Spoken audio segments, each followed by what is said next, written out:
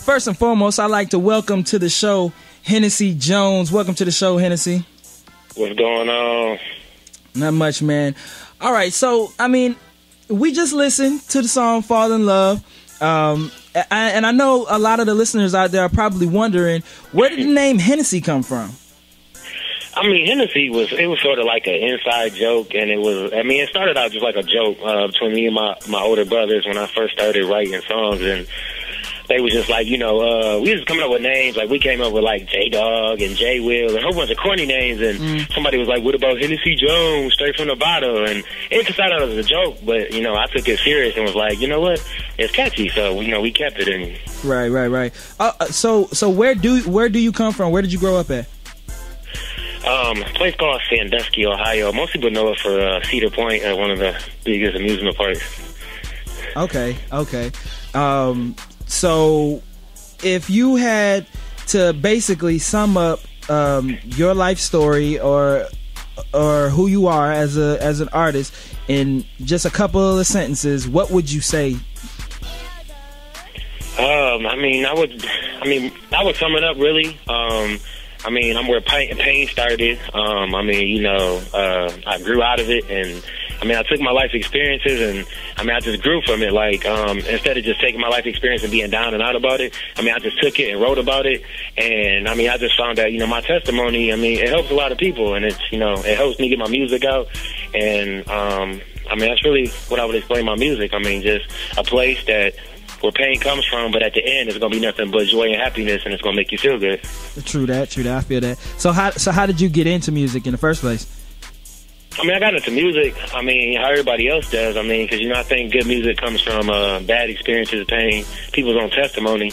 I went through a lot of BS in, high school and school, and, I had a terrible childhood accident, and just going through everything that I went through, I had, like, these stack of notebooks I used to just write poems in, and then, like, I was, like, 11 or 12, and I thought it was, like, just taking these poems, turning them into songs, but I never really thought I started singing until about 3 years ago. I never really thought I was going to be a singer until, I actually just started, singing and putting it together and putting my emotions in the song, and everything is history. So, you said that a lot of your music, came from pain, and you put it into poems and songs and stuff.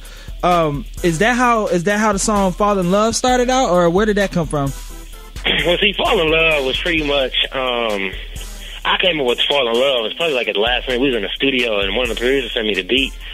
And love is. I've always had a hard time finding love, because either I didn't want to be in a relationship and they wanted to be in a relationship, or they didn't want to be in a relationship and I did, and it was always just backwards. Like, love is hard to find, and it's hard to find that right person.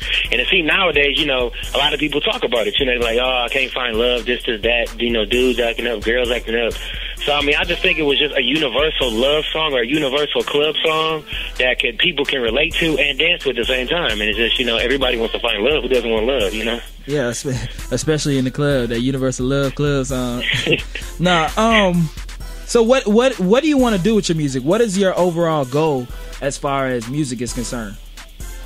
I want to take music to a place to where it used to be. Because back in the day, music was that one sole element that made people feel good. It made you want to drive to work. It made you nowadays, if you listen to what's on the radio, I think half these people, they're constantly switching through stations, switching through songs, switching through CDs, and it's like nothing really is good. Like, people are talking about the same stuff, and I want that simple element of music to come back where people can feel good about going in their car, turning on their radio and saying, whether it's Hennessy Jones, whether, if it's Mariah Carey, whether it's Beyonce, whether whoever it is, turn it on and saying, you know what, I enjoy listening to this song, because I don't have to worry about it talking about sex, or I don't have to worry about it talking about how much gold or how much platinum or how much girls they got or how much party they doing. It's just going to make you feel good about yourself and where you going and how you living life.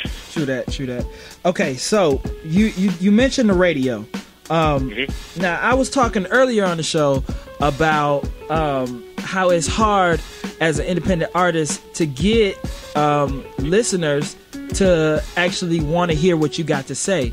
So what would you say is the hardest part of being an indie artist? I think the hardest part is knowing that a lot of indie artists get the misconception of I got a hit, I'm gonna blow up the next day. And I really think that's probably like the hardest aspect, is knowing that not only do you have to make the hit, but you actually have to have the tools to market it right and get a lot of people to hear it. Because, I mean, a lot of artists that do hits are not new to making songs. They'll think that, you know, oh, I got a hot song, and a lot of people think it's a hot song. They think that when you wake up the next day, you know, you're on top of the billboards or you're top. But I mean, it's really just a process, and I really think that's the hardest thing, is really getting it out and getting radios to play you and people to hear you. So what would you tell other independent artists to encourage them in their careers and further in their careers? To know that, you know, music is not a day process. It's not overnight. It's stuff that you have to work at and work at and work at. And to know that music, you know, it's an art form like any other art form. You know, it has to be perfected. And it requires everyday practice. It requires knowledge of the skill, not just knowing, because whether you can sing, knowing the notes that you're singing, or if you're rapping, knowing what you're rapping, knowing different formalities, knowing different bar forms, and not just going into it thinking, oh, I can rap, and that's all it takes to it. Knowing that you got to study and you got to practice, and knowing that if that's what you want to do, you know, possibilities are unlimited, and make sure you do everything you need to achieve, and take every social outlook that you got to take, as far as Facebook, MySpace, you know, Ustream, and just promote it every way, because you can never promote yourself too much. Yeah. Straight from the mouth of an independent artist himself. I hope y'all hearing this. So where can people find you at? Go ahead and blast the information real quick. Well, they can find me foremost at ReverbNation.com/Hennessy Jones. They can find me on Facebook.com/Hennessy Jones. I'm also, my Twitter is A as in the letter A, Hennessy, HINNESSY, World, WORLD, because it's a Hennessy World. And Hennessy is spelled regularly, like I said, HENNESSY, JONES, Hennessy Jones. Okay. All right. Well, thank you for coming on the show, Hennessy. For sure. We really appreciate it, man. It's always good talking to you, and we'll try to catch up with you another time, man. For sure.